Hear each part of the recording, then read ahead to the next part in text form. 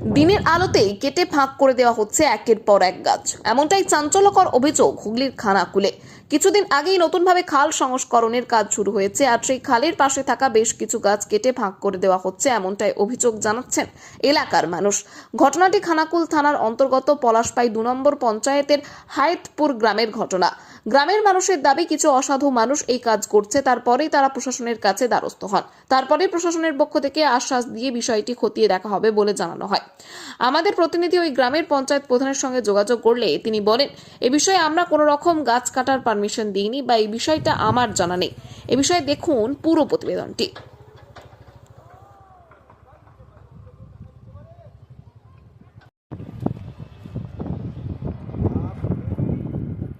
আপনার এগুলো কিচ্ছু করার নেই, তাই তো? আপনার কিচ্ছু করার নেই।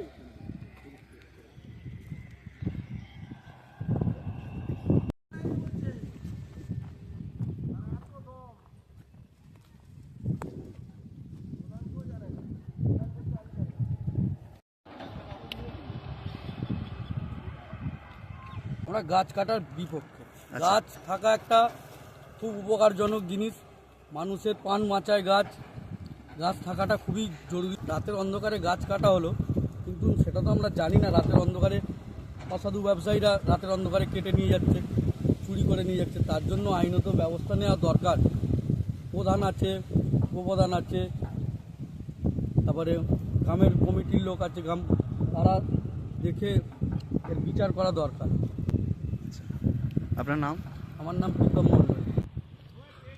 ঘটেছিল বলতে দেখুন, যেটা বিষয় হচ্ছে আমাদের এখানে এটা এনআরজিএস থেকে গাছগুলো লাগানো হয়েছিল আমাদের পঞ্চায়েতের তরফ থেকে। তখন এনআরজিএস চালু ছিল। এখন যে কোনো কারণেই হোক এনআরজিএস কাজ তো বন্ধ আছে, আমরা নতুন করে গাছ কিন্তু লাগাতে পারছি না। কিন্তু আমরা চাইছি যে গাছগুলো আমাদের আছে আমাদের পঞ্চায়েতের অধীনে বিভিন্ন জায়গাতে, নদীর বাঁধে হোক, খালের বাঁধে হোক, সেই গাছগুলো যাতে আমাদের বেঁচে থাকে, তাতে আমাদের এলাকার লোকের সুবিধা হবে। কারণ আমাদের এখানে যেহেতু সাধারণ চুলি নেই, এই গাছগুলো আমাদের মারা গেলে মানুষ দিতে হয়, পঞ্চায়েত তরফেই দিতে হয়, মানুষ নিয়ে যায় বা চায়।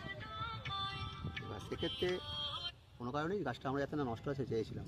এবার আমরা পঞ্চায়েতের প্রধান সাহেবকেও বলেছিলাম যে যেহেতু খাল সংস্কার হচ্ছে, অতএব এই গাছগুলো তো নষ্ট হয়ে যাবে, তাহলে আপনি এক কাজ করুন, ইরিগেশন বা বিভিন্ন দপ্তরে পারমিশন করে গাছগুলো যাতে বিভিন্ন যেরকমভাবে সংরক্ষণ, মানে সরকারি রুলস অ্যান্ড রেগুলেশন মেনে সংরক্ষণ করতে গেলে যেটা প্রসিডিওর মেনটেন করতে হয় সেই মেনটেন করে গাছগুলো সংরক্ষণ করুন।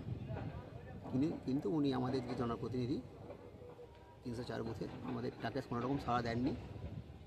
তারপর দেখলাম যে কোনো একজন ব্যক্তি তার নিজস্ব কায়েমি স্বার্থ চরিতার্থ করার জন্য দালাল ধরে এই গাছগুলো বিক্রি করার ব্যবস্থা করেছে। গতকাল আমরা শুনলাম